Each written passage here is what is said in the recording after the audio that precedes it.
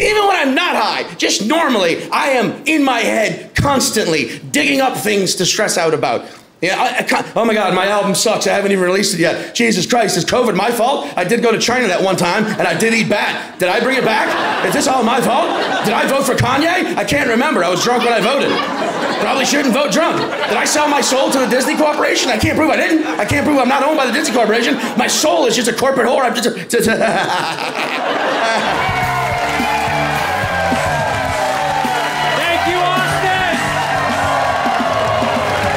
So I did the Ancestor DNA test because I want to know how Irish I really was. And it's fun if you've done it. They send you a little kit. It's got a test tube in it, and you're supposed to spit into the test tube. I jerked off in it because I wanted the exact, precise... I get the results back. It turns out I'm 99% Irish, which is way too Irish. A little bit is charming. 99% feels kind of racist. It feels like, what's with nobody in the history of this family having sex with any other type of person? Especially when you're Irish. Like, which of the traits we're trying to protect here? Which of our characteristics is so magic we don't want to water it down? Is it the pasty white skin you can see veins through? Orange pubic hair? Freckles that turn to cancer by 30? Rage, alcoholism. Somebody fuck a black guy. Give us a shot. I've never been in a fight. I've been punched in my face. It was a mistake. The person who did it afterwards, he's like, I'm sorry, I thought you were someone else. He punched me in my face and then apologized. I apologized back. I'm like, I'm sorry for looking like that guy. I now feel if you want to feel generally positive about the current state of the United States of America on a global cultural scale, what you need to do is you need to watch 90 Day Fiancé on TLC, because you watch that shit and you realize America must be doing something right, dude. Because people all around this world are lining up, doing whatever it takes, throwing it all away just for the chance to make it somewhere in the Midwest. They don't give a fuck where they end up, dude. They'll do anything, up to and including marrying the biggest jabroni in the state of Ohio, gladly. They'll interview this guy on there. He's like, yeah, my name's Jason. I'm a 35-year-old dodgeball coach. And ever since my mom kicked me out, I've been looking for Miss Right, you know, like the type of woman that knows how to load the dishwasher and keep her mouth shut during Buckeyes games, that type of thing, right? And you're listening like, I don't like your chances, Jason. You don't seem like much of a catch to me. Then they cut to some beautiful girl in Estonia or somewhere like that, just like, Jason is man of my dreams. I often fantasize about being with him and eating hamburger helper off of paper plate. In the Shangri-La known as Dayton, Ohio. I want to get to know you now. Raise your hand if you are actively trying to make love tonight on a Monday night, the Lord's night. I like that you were right away up, but you were like, okay. Check in, consent is important.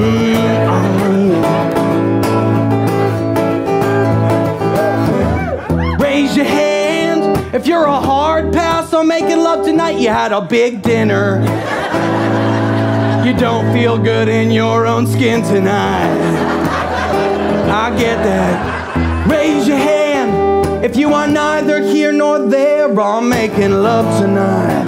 Yeah, maybe after a couple more delicious beverages, I could be convinced to get nasty. Raise your hand if you did not raise your hand for one of the other ones that I listed, even though you identified with it, because you don't want your intentions to be known. Yeah, I get that. I feel that. Maybe you came here with somebody and you weren't trying to be like, I want to fuck. Yeah, that puts undue pressure on the person you came with. Raise your hand if you're shy. No, okay, sure. I mean, if you're shy and you're sitting in the front, you're challenging your boundaries. And that's big of you, yeah. Raise your hand if you are deeply invested in conspiracy theories. hell yeah, hard, same. Let's open these suckers up. I've been married 3 years now, and I love being married. When I'm on the road, I see men talk to women in the wild, and it's crazy. I was checking in at a hotel, woman behind the counter, very pretty, and the guy in front of me is being a creep. I'm watching him. I'm 20 feet behind him, but I can hear it go down, right? He's checking in, and the woman goes, do you have any preference of what floor you stay on? And I swear to y'all, this guy leans forward. He goes, what floor are you staying on? She goes, I'm not. I work here. I don't stay at the hotel that I work. Do you think I'm a guest just chipping in down here in the lobby? Is that honestly how you think we staff this La Quinta? You think you gotta be the lifeguard tomorrow? I don't stay at the hotel that employs me, you moron. So he walks away, tail between his legs, rightfully so. Now I'm up next, right? I saw the whole thing go down. So I was like, okay, I'll bond with her over what a creep the last dude was. So I'm checking in, and she says, how many room keys do you want? 1 or 2? So I go, how many room keys do you want? And she did not get the reference at all, dude. I looked way worse than the first guy, if I'm being honest. The look on her face, she's like, they just keep coming in today. I mean, is there a creep convention in town? What's happening here? It's the things that no one told me about. This is one of the big ones. And listen, I'm being vulnerable here. Laugh with me, not at me, okay? Because I'm being real about it. You know how I can tell I'm getting old? Anytime I want to watch internet porn, I got to go find my eyeglasses first. That is fucking me up. You know how embarrassing that is to be alone in your house walking around? Where did I put my bistrocals? Okay, Has anybody seen my big booty revenge lenses? I could have sworn they were. Where are my busted testicle spectacles? Didn't I leave them in? Where are these rim horns for rim jobs? I could have sworn they were I could do these all day, by the way. Where are my 4 eyes for cream pies? I just couldn't swear.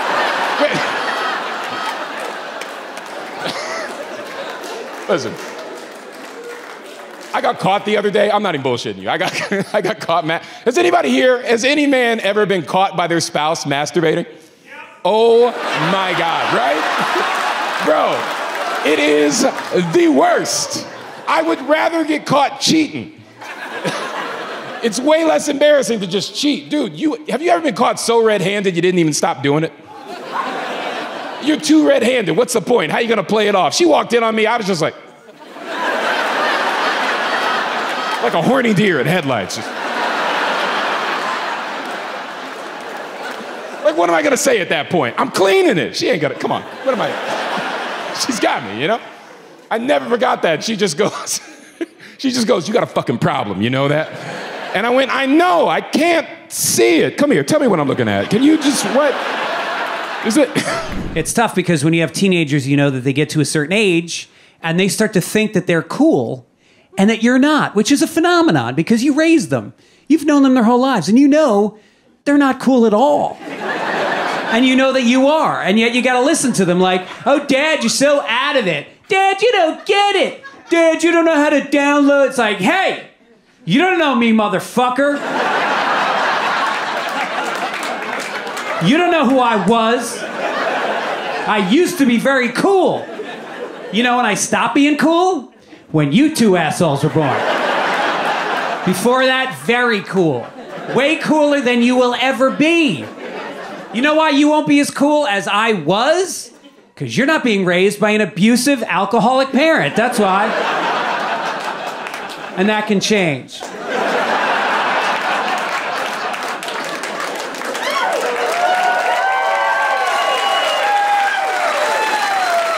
You're not cool. What are you, 14? When I was 14, I was high at dinner. Every night. Look at you. You're not even high. I was baked out of my mind, laughing. Look at you all clear-eyed, normal. I used to get in a fist fight every day after school. You wear a helmet to ride a bicycle. Pussy. When I was a kid, only the really good athletes got trophies. Now they're handing them out to the white kids, too. You don't know. You want to tell them all the crazy shit you've done. But you can't. You got to protect your image. You want to sit him down and go, guess what your dad did in college? He had a 3-way. That's right, with 2 other guys. Or whatever. This chick was supposed to show up. She was running late. We figured, let's just get it started. Give her some time. Anyway, she never showed up. Or she might have. Somebody's ringing the buzzer, but we were so far into it at that point, nobody was getting out of that bed. It was Dick City, and I was the mayor. And I'll tell you something. Good guys. Good guys. I think the thing that really bothers me the most is they think that my wife is cool and I'm not. It's like, really? Mommy's cool? She is. Guess who's fucking her? She doesn't look so cool with my dick in her mouth, I'll tell you that much.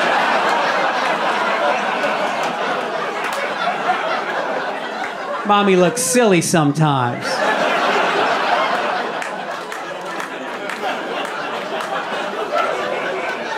Sex with my wife is pretty wild, by the way, because she's 57. I can't believe I'm having sex with a 57-year-old woman. I mean, don't get me wrong, I'm 57 too.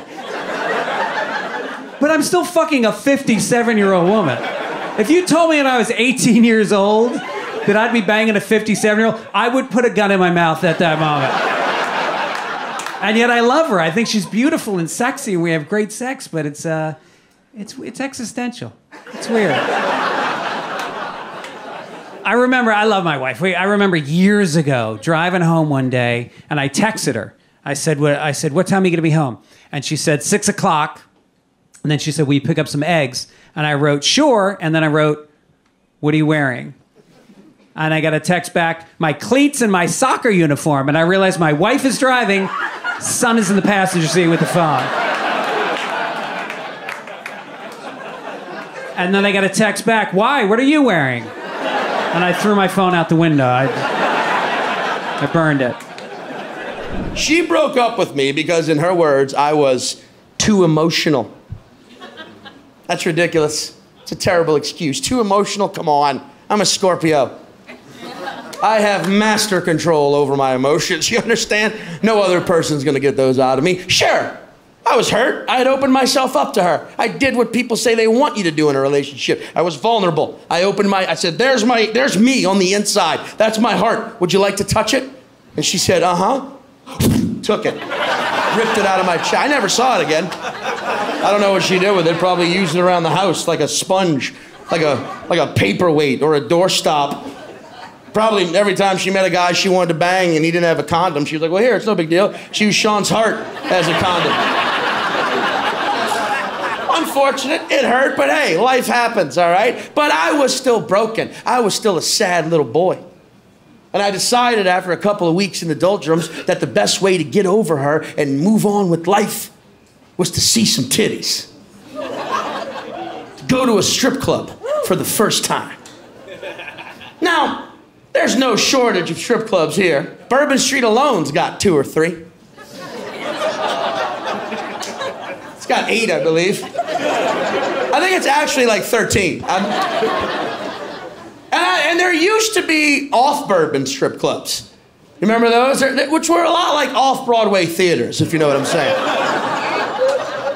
Like, yeah, you're gonna pay less to get in, but you're gonna be kind of confused by what you're watching on the stage.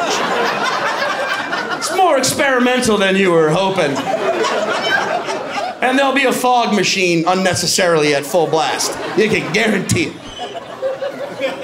And, like, you know, the Quarter's got world-famous strip clubs, you know, like Rick's Cabaret, Stilettos, Barely Legal, Larry Flint's Barely Legal, Larry Flint's Hustler Club. I didn't go to the Quarter, though. I didn't go to any of these fancy strip clubs. I went 33 miles north of the city to a suburb known as Slidell, Louisiana,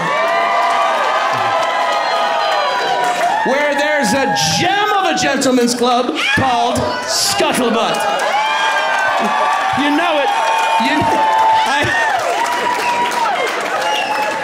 They should be paying me money for that response. I don't know that anyone's ever cheered for Scuttlebutt, but there you know. It's there. Now, I I grew up near that place, and for my entire life, I thought it was just the dumbest named strip club ever. Such a scuttlebutt, like the owner was just some meathead who didn't understand English that well. It was like, look, I want him to scuttle in to see some butt. Bam, names itself. It's better than Scuttle Gash. It's better than Scuttle Twat. Scuttlebutt. Put it on the fucking sign, though. But later, I would learn that scuttlebutt is a real word with an actual definition, the definition of which is a rumor or gossip. So now that changes. Now I think the owner is just like a dude with a monocle and a top hat, twirling a cane. Pardon me, gentlemen and scholars alike. Behind these doors be scantily clad women of the night, willing to polish the knob on your front side for mere pennies on the dollar, or so that be the scuttlebutt.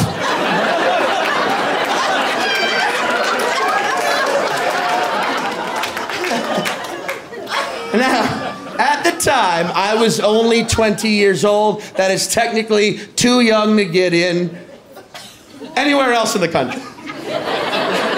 But I was also heartbroken, so I walked into that place with the confidence of a vet. You know what I mean? Like the bouncer didn't even look at me, but I swear I heard him say, "Thank you for your service."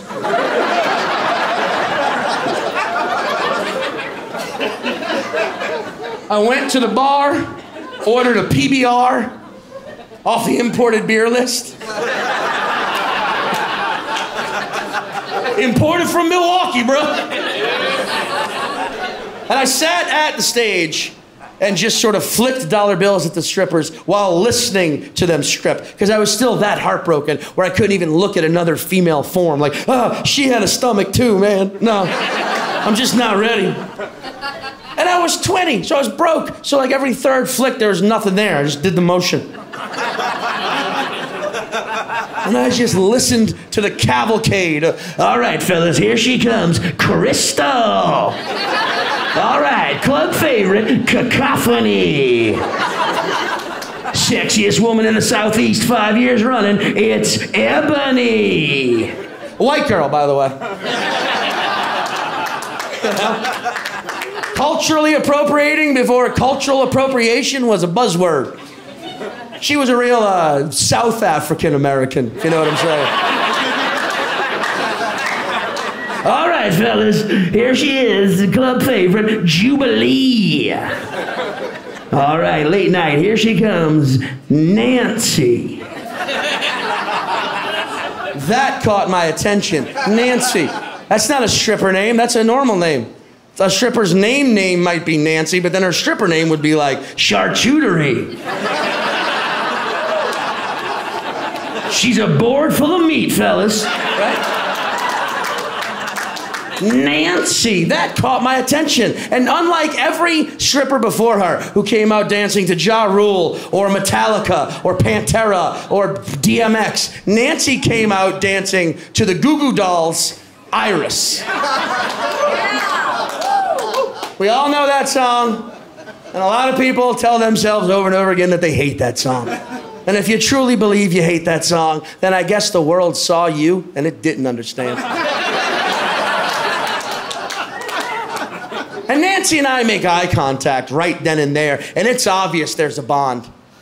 It's strong between us. I'm almost worried other people could see it, right? I mean, look, she was looking right through me. She could see right through me. I was a broken little boy. That's why I was in the strip club. But I could see right through her as well. She was also broken. That's why she was stripping. I know. I feel it from some of you. Like, well, Sean, what are you saying? Are you implying that all strippers are broken people? Yes, I absolutely fucking am. And you need to respect that. Because I don't give a shit. If you're not broken, go out there and live your life. Get broken. Then we can hang out. Broken people are real. You understand? Like human beings, we're like glow sticks. We can't truly shine till someone cracks us. Shakes us up. Because she was broken, Nancy was more human than human. Which is a White Zombie song that Crystal had danced to earlier. And she's dancing around now, and she's topless. And there they are, those titties I came to see. But now they were more than just titties. They were breasts. Those which nourish us as children and please us as adults. This was somewhere in between, right? And we make eye contact again, and it's a bridge of light. It's like I'm staring into the eyes of someone I had known for centuries. And our last words to one another were, "Find me in the next life." And here we were, finding each other in the next life in a strip club in Slidell, Louisiana. Who'd have thunk it? And she kept dancing around. She had other people there, but every second she'd look back at me and we make eye contact over and over again. Our bond was so strong. We're here, Nancy. We'd found each other. How many lifetimes had we spent searching? Our journey could finally continue. We could be together again and travel the world and show the human race the possibilities of love and how it's the only thing that will save us from doom. Nancy and I would be together, and then I'm in a headlock. I'm in a headlock, right? Out of nowhere, and I look up, and it's the bouncer. He's got me in a headlock, and he's walking me out because he saw the connection. He knew the prophecy was true. He knew why I was there, to free Nancy, so she could free others like her. My heart was pounding at 5 times the rate it ever had, pumping blood into this body that was stronger than it has ever been. I was more than a man because of her. I almost felt sorry for this fucking fool. He had no clue who he had just put his hands on. And we get out to the parking lot, and he makes the mistake of releasing me, a gladiator and warrior in one, ready to destroy anyone that stood between Nancy and I, starting with that fucking mortal.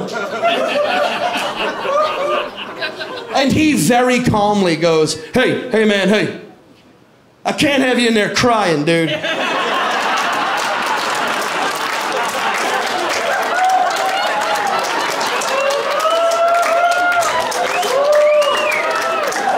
Yeah, that makes sense. That checks out.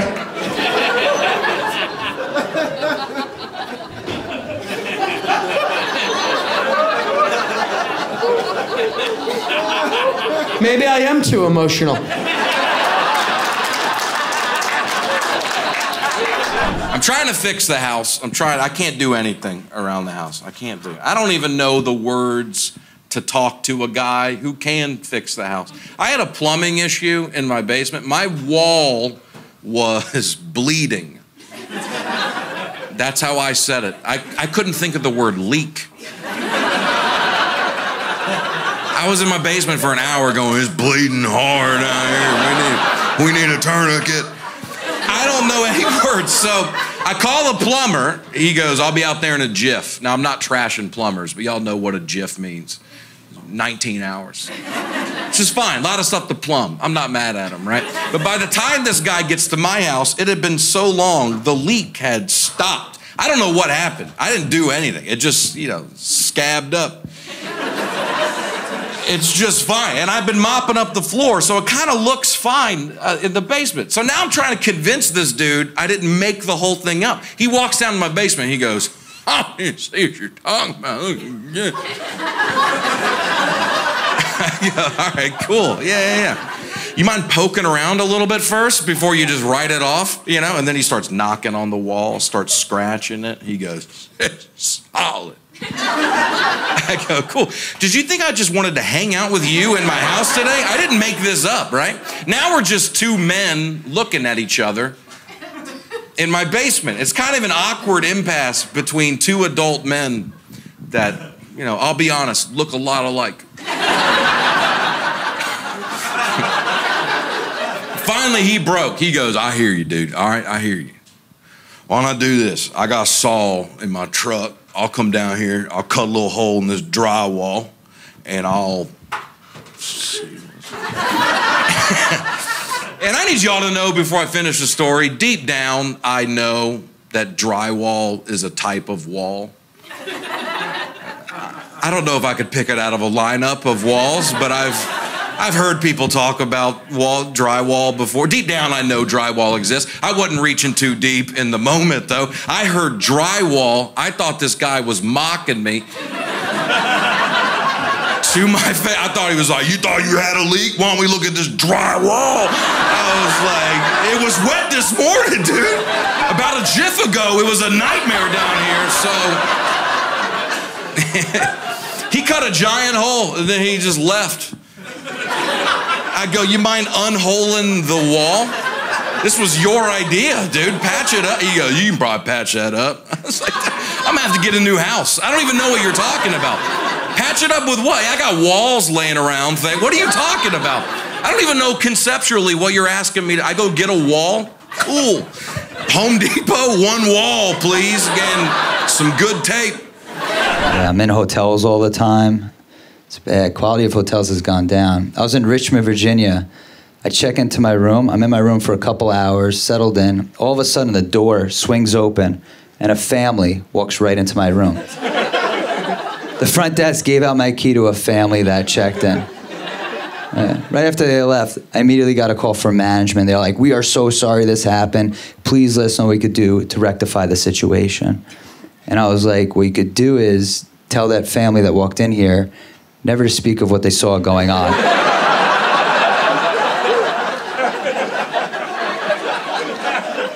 I was attending to a private matter.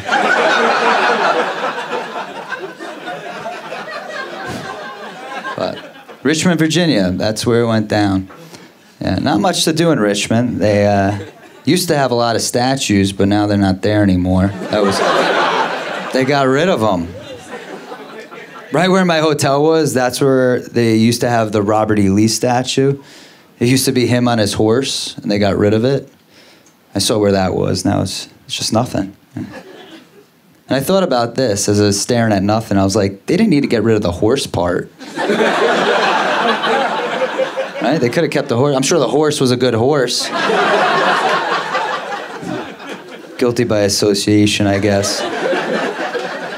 Must have been tough being that guy's horse back in the day. Oh, you're Robert E. Lee's horse. You're a racist. He's like, no, I'm not. And they're like, yeah, you are. You are. You say the N-word. He's like, I say nay. It's my favorite word. Yeah, I saw this on the news. They did a survey at a Pittsburgh high school, and they asked the students what gender they identify as. They want to make it easier for the teachers in class so they wouldn't say the wrong pronoun. And the options on the survey were a boy, a girl, a trans boy, trans girl, gender queer, non-binary, or another identity. And that's the one that scared me. Another identity. Guys, there's something out there we don't even know about. Keep your eyes peeled. This stuff is tricky. Like, you don't want to say the wrong thing ever. I was at Enterprise. I was picking up a rental car. The car rental agent helping me was transgender. Now, I haven't been around many transgender people, but I do know the right thing to say when you're around one. You say they. That's the polite thing. So I walked in. They put my name in the computer and go, I have wonderful news for you. You're going to get upgraded from a compact car to a full-size car at no charge. And I was like, thank you very much, they.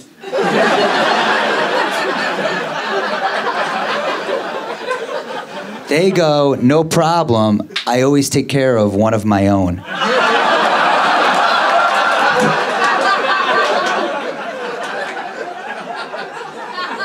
They thought this was that.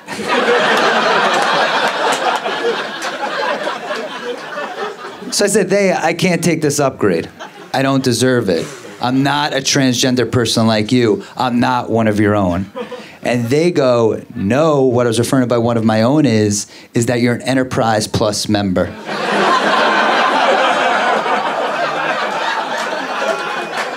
And they go, wait, you think I'm transgender? So we decided I should rent from Avis. Would you be down for a little bit of an improvised jam? A little bit? Who's Who's the oldest person here? Who's the oldest person here? Raise your hand. And it goddamn well not better be me. How old are you, sir? 72. 72. 72. I wanna live to be 72. To get old enough to do all the crazy shit that you do. 72. Do the math.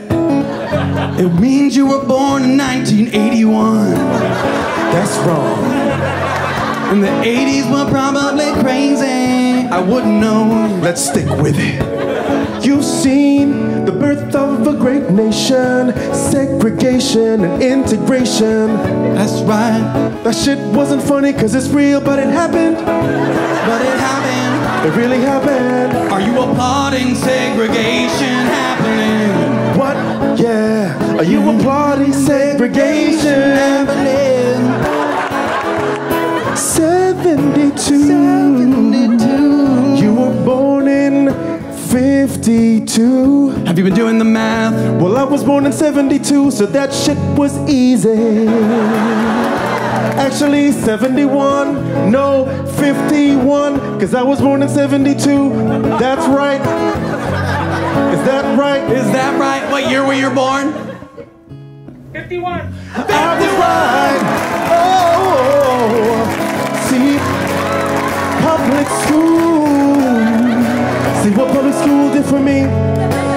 Who was the president? Fucking Dwight Eisenhower or some shit? Something like that. Something like that. He would remember it because he was a baby. He was a baby. He voted for Eisenhower as a baby. And he's not a racist as a baby. I've never met a baby racist. Never met a baby racist. Never met a baby racist. But that would be cute. It would be so, so cute. That hate is cute. Very cute hate. Your color makes me mad. That shit would be cute. 72. Yeah. You got so many good years behind you. And a couple good years ahead.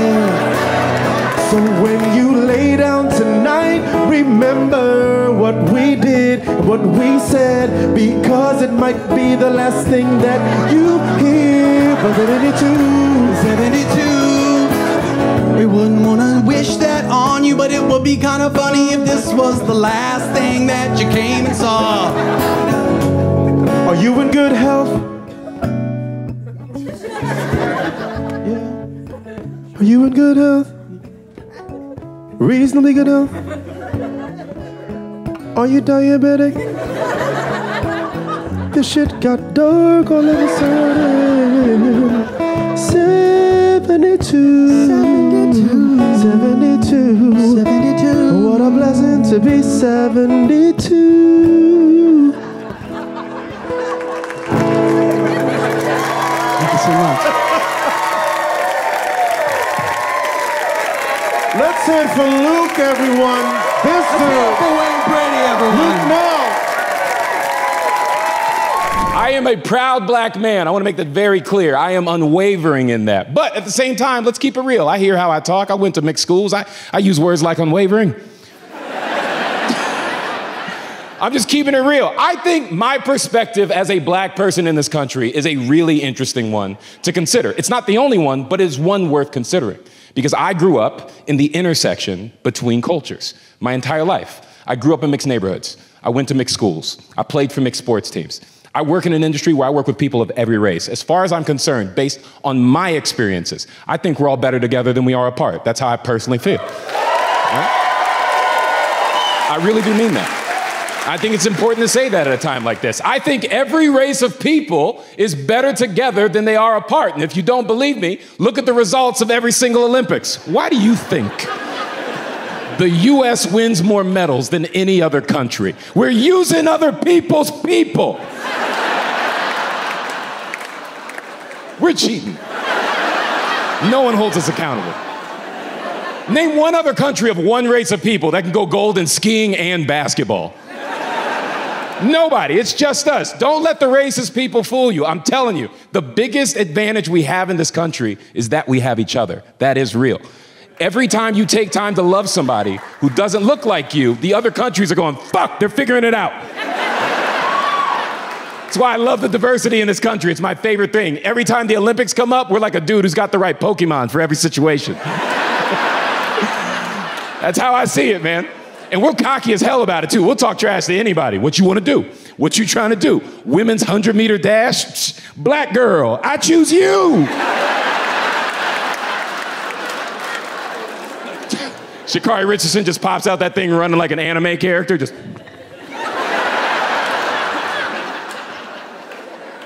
What you trying to do? What you want to do? Men's freestyle swimming? Say hello to my little white boy. Right? Michael Phelps just pops out that thing, just...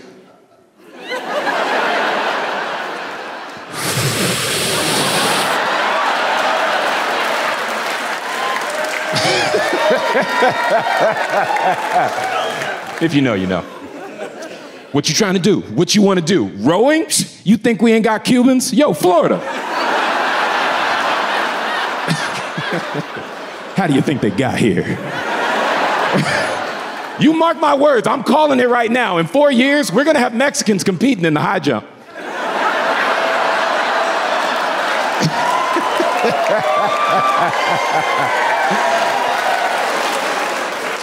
They're gonna be so good too.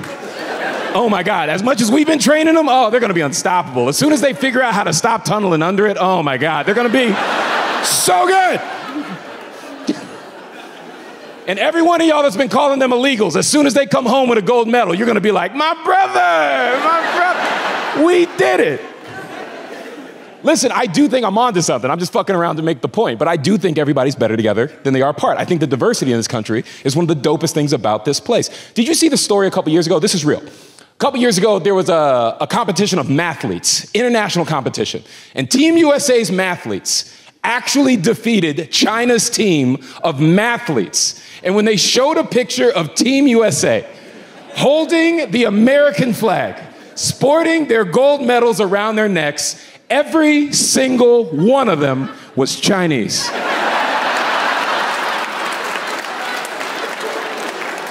Look it up, real story. How you gonna beat us when your biggest obstacle is in the mirror? Listen, this is all I'm saying.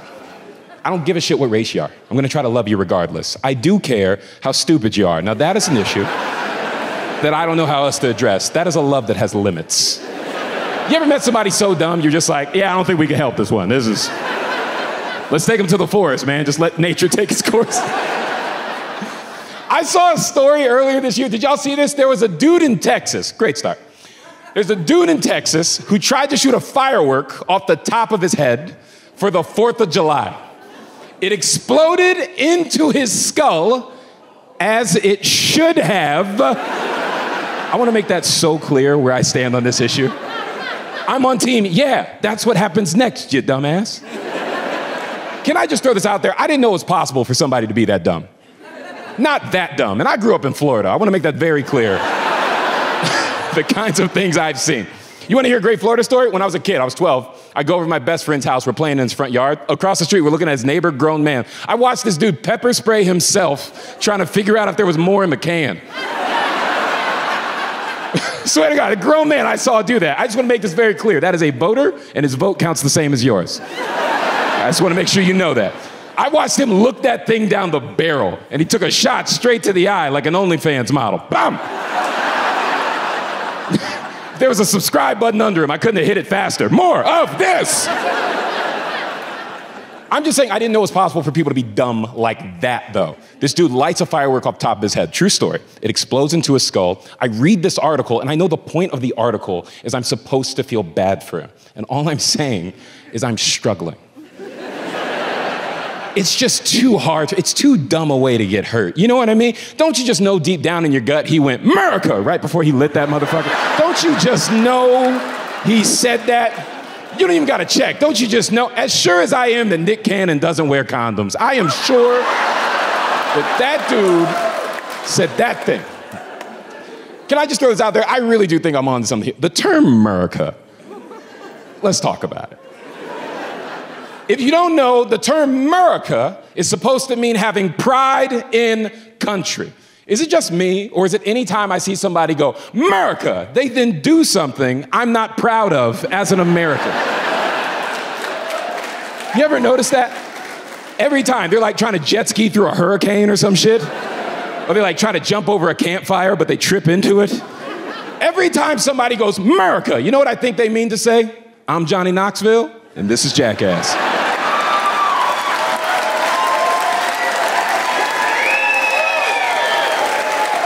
Every time. Every time somebody goes, America, I'm like, oh, he's about to get hit in the balls or some shit, man. I got a theory, and listen, I think this joke would work better if there were more black people in the room, but let's see what the fuck happens. I just want to be honest about that. I think the term America is to white people what the term world star is to black people. I think it means the exact same thing. I think if any of us hear somebody shout either of those words out, we all think the same thing. We just go, get your camera phone out. About to make a memory. I think it's so weird to shout America. And I'm not saying I have a lack of pride in this country. I love this country. But I do think that is an objectively stupid thing to do. To go, America, I just think it's dumb. Do you think anybody in any other country does that? I don't. I think it's just us. I think we're fucking idiots. I really do. Do you think anybody else shotguns a beer, does a backflip, lands? Rwanda, do you think? Because I don't think so, man.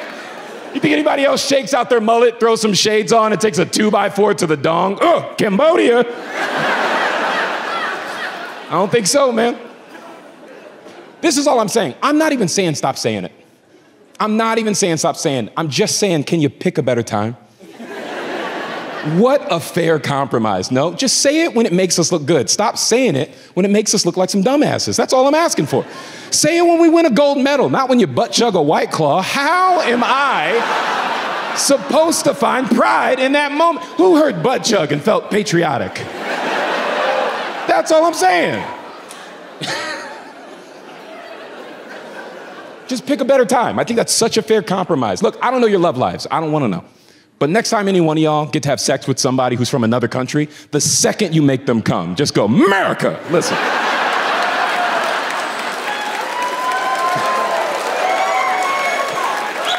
I don't know one American who wouldn't be proud of you in that moment. Half of you would salute. Our country, 'tis of thee. Sweet land that slings the deep. I'm messing with you, but.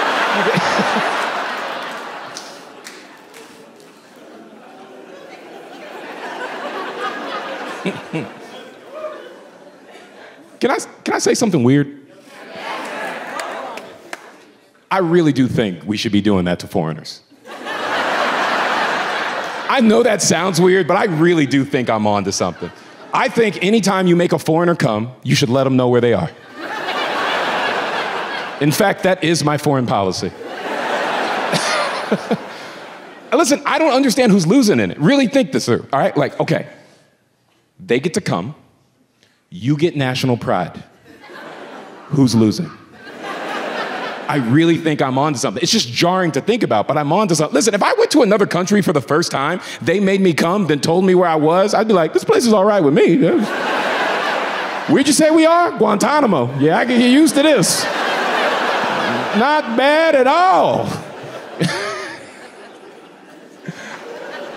White supremacy is wild to me for a few reasons. First of all, I feel like every white supremacist I've ever seen is pretty much the least supreme looking motherfucker.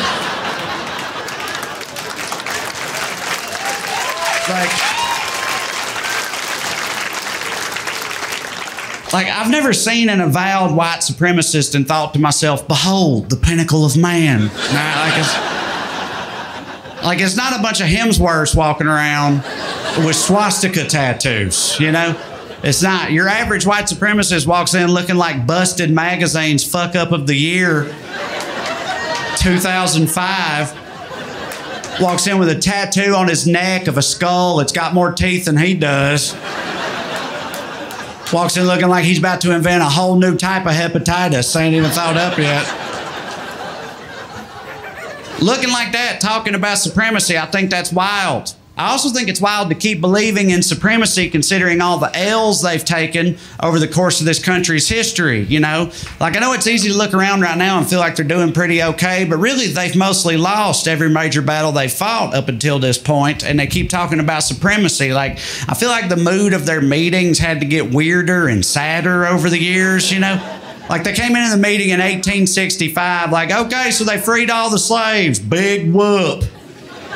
Look, they still can't marry our women. They still can't go to our schools. Hey, how's any of that ever going to change, guys? It ain't like women can vote, okay?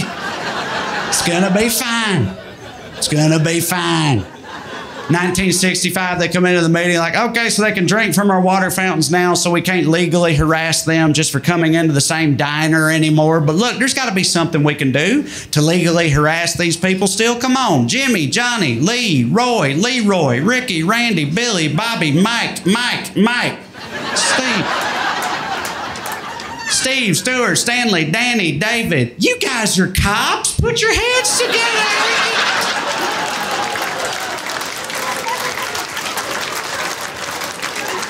We can figure this out.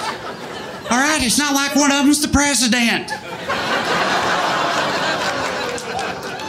2008, they come in kicking shit over like, okay, all right, this is a tough pill to swallow, I'm not gonna lie. But look, we gotta focus on the positives, guys. Like, hey, it's not like they're gonna start taking the Confederate flag down, all right? They're not gonna start pulling down the statues or renaming the streets or nothing like that.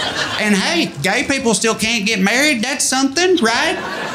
Some guy in the back's like, aren't some gay guys white men? Shouldn't they be supreme too? It's like, no, Bobby, they don't count. You know that. Listen, we got to focus on the positives, guys. Like, hey, there's still no blacks in country music. Same guy in the back's like, what about Darius? Shut the fuck up, Bobby. Jesus Christ. Gay marriage gets legalized. They're just smoking cigarettes, staring at the wall. Like, I don't know. Y'all know what transgenders are? And they've been flailing with that shit ever since, but they mostly lose, you know? The other reason white supremacy is wild to me is I feel like I never really identified as white. I'm not about to do some Rachel Dolezal shit. That's what I'm about to do. This will make more sense in a minute, I promise. What I mean is, my whole life growing up poor, rural Tennessee, whenever I heard others talk about white people, in my head that was always like Connecticut, Yacht Club, like Dill. Is that Dill? Like in white people, right? Like white people. And I didn't know what I was, but I knew I wasn't the same thing as them. And it was very confusing to me as a young man. Now that I'm an adult, it couldn't be more clear. I'm not white, I'm white trash. Right? And it's like, and it is different. It is different. There's a whole list of differences. Like, white people got a trust fund. White trash people got trust issues. You know, so white people got a sister who's secretly a lesbian. White trash people got a sister who's secretly their mama. White people play golf with their boss on the weekends. White trash people play scratch-offs with their rent money on payday. It's different. The way they have kids is different. Nowadays, white people wait till they're 35 to have kids. They got in vitro clinics, ovulation calendars, fertility stuff. White trash people more fertile than an Amish cornfield, baby. You can't stop us from having kids, no matter how hard you try. The way they name those kids is different. White parents are like, Braden, Paisley, it's time for your piccolo lessons. Right? White trash parents like, Remington, Bassmaster. Quit exploding them frogs, get in the goddamn house.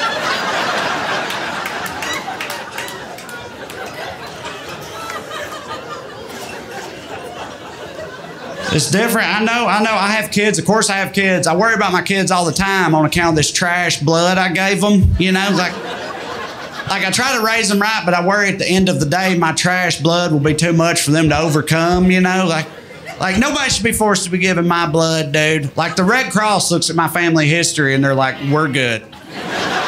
Thanks, though. Right? Like, thank God for my wife for diluting it with hers a little bit, you know? But like, I love my wife, but she's from a different town in rural Tennessee. Like, her blood ain't top shelf or nothing, you know? Like, let's be honest. Like, my wife's blood is like boxed wine, you know? It's like, it's nobody's favorite, but people can handle it in a pinch, you know? My blood's just moonshine made in a radiator, dude. Like, it's just poison. That's all it is.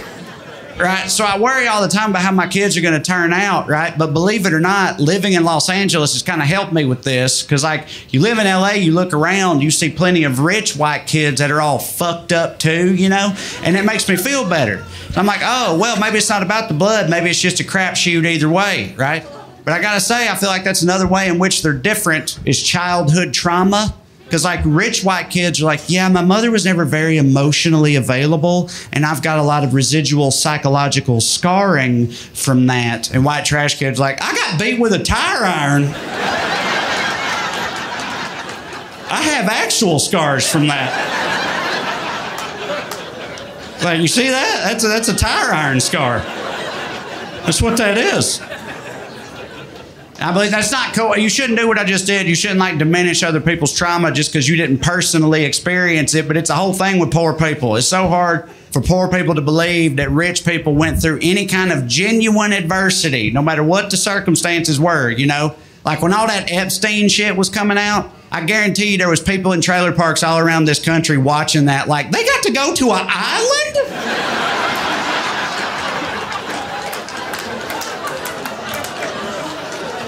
I was in my uncle's El Camino. What the fuck?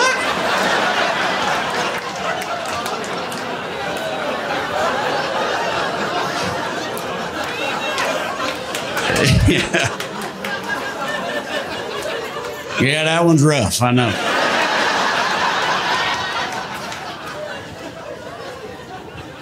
But yeah, I don't know. Obviously, I'm just trying to be a good trash daddy. That's all I'm saying. Trying to be a good trash daddy. Sometimes I worry I've overcorrected. Sometimes I worry that mine are too California-y, you know? Like my older son, he's a vegetarian for moral reasons, right? Which, like, that's fine with me, but you know what my papa would say about that? Fucking, he'd get canceled for it. I can tell you that much. It wouldn't be good. I just look at them sometimes, I'm like, man, these kids are soft. They're fucking soft, right? But I realize I'm such trash that what I think is soft is actually just a standard middle-class American upbringing, right? Like, that's all it is. Like my wife went school clothes shopping for them, and she let them pick through what she brought home. And she told me, she was like, yeah, they don't like anything in this pile, so I'm going to return those tomorrow. And I was like, what do you mean they don't like anything in that pile? What does that have to do with anything? They know when I was a kid, school clothes came in a garbage bag after my older cousin went back to juvie. I've been a Raiders fan for 30 years because of that motherfucker.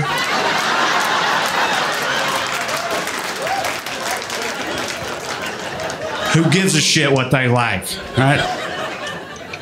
I'll try to roast them some fresh vegetables. I didn't know you could get vegetables not in a can until I was 28 years old, right? Like, blew my mind. Blew my mind. I try to share this wondrous revelation with my children. I'll roast them some fresh broccoli, cauliflower. I'll church it up, put some balsamic drizzle on it, whatever. They just don't, it don't matter. They're just picky. They just won't eat it. They just don't want it. I'm sitting there like, I ate squirrels, God damn it. Who the fuck do you think you are?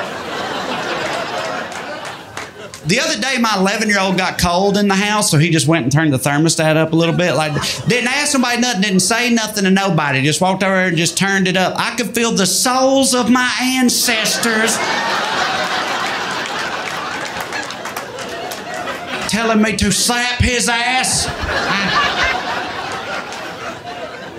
But I didn't do it. I didn't do it.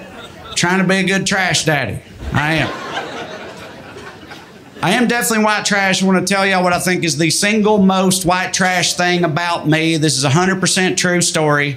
So my parents got divorced when I was 7, and I know you're like, yeah, we figured. Can't believe they were married at all. But yeah, they were. They got divorced back then, early 90s, rural Tennessee. Parents get divorced. Mama just kind of got custody by default. That's just how it worked, you know. So my mom got custody of us, but my dad was like, okay, but they're going to live with me, though. And the judge was just like, ain't you got a Camaro to work on or something? So I just let her have them, bro. Right, but we lived with my dad, and because we lived with my dad, he didn't pay her any child support because in his eyes, that was bullshit. And apparently, that was bullshit is not a formally recognized legal defense for not paying child support, right? You can't just plead that's some bullshit, as it turns out.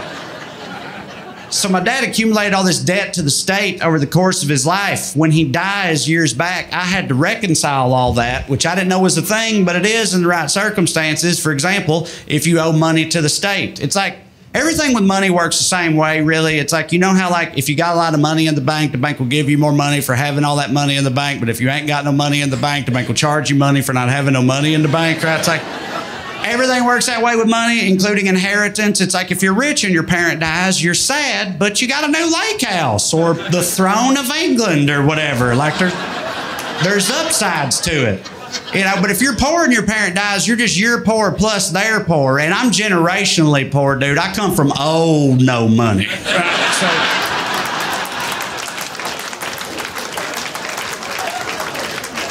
So I was trying to figure out what I was going to do. My friends see this. They become concerned. They're like, damn, man, who you owe money to? I was like, I got to pay his fucking child support, man. They're like, heard that, but I thought you had both your kids. No, not on them, on me. I'm so white trash, I got to pay my own child support. And the worst part is I can't stand this little motherfucker. Always laying around my house, eating up my food, starting fights with my wife, talking shit about me in my own head. He sucks. So I was trying to figure out what I was going to do, and I finally get a call from the state of Tennessee one day. They're being very helpful. They're like, is there anything we can do to help? Like, are there any assets you can liquidate? I was like, what? And they're like, is there any shit you could sell? I was like, oh, yeah. I was like, well, there's the house I grew up in where my Mima still lives. And they're like, that's perfect. So what you do is you sell that house, use the proceeds to pay us off, do with the rest as you see fit. And it all kind of clicked for me in that moment. And I was like, so you're telling me that I need to sell the house I grew up in where my Mima still lives so I can pay y'all my own child support? And she was like, can we call you back? And I got a call a couple hours later from her manager, and he was like, yeah, listen, don't worry about that. We wiped all that out. We took care of it. And that's the first time in my life that I was like, damn, maybe I am white.